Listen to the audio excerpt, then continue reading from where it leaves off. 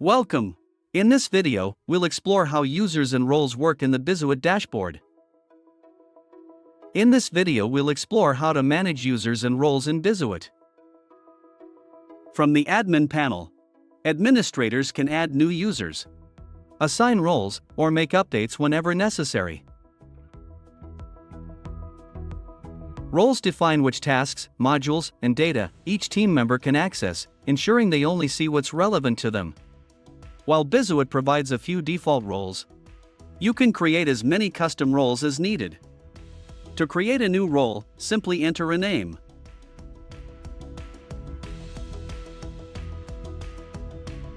And a description.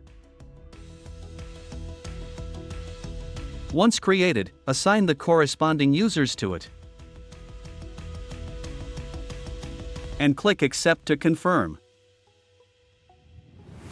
Alternatively, you can also assign roles directly by editing a specific user's profile.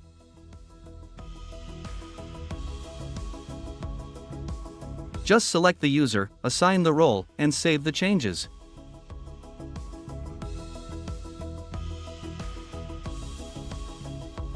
And that's it. Here you can see the new role assigned successfully.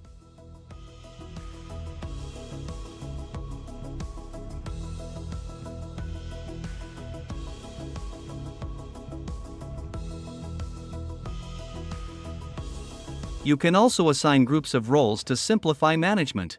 To do this, assign a name, define a property value, and select the appropriate group from the list.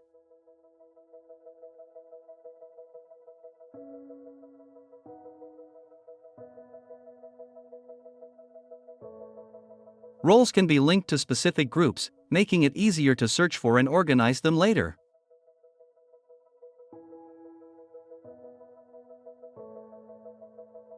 Proper management of users and roles is essential for defining permissions, not only for BIZUIT dashboard pages and modules, but also for controlling access to tasks within your business processes.